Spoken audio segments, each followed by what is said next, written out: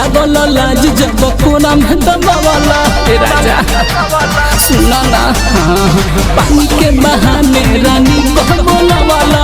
लागल लाज जब कोना में दबावला लेला तू गोरे गहलिया कहवला सवाद कमन हो भतार रात भर चबला उठा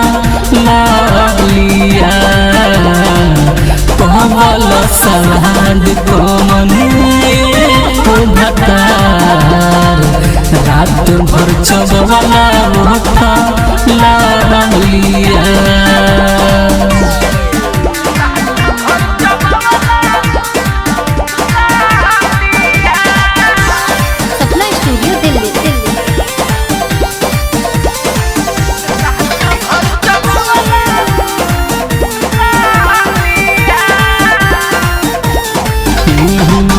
हर रात में जाली हला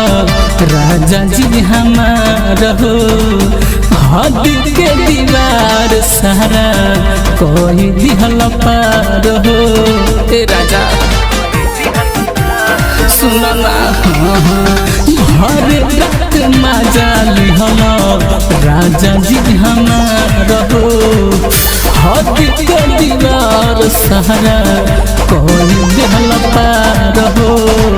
सुन हमरो खराब कैल लहलिया कहवला सवाद कमन हो भतार रात भर चबला उठा लिया कहवला सवाद कमन हो भतार रात भर चबला उठा लिया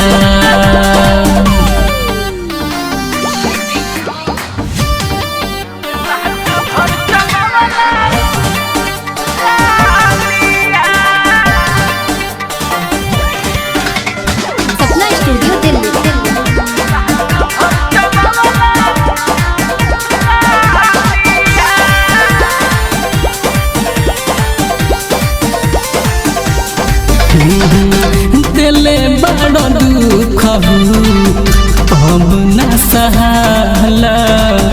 राती के कोइल का तार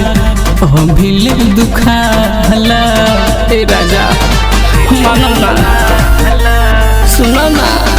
दिले बड़ा दुख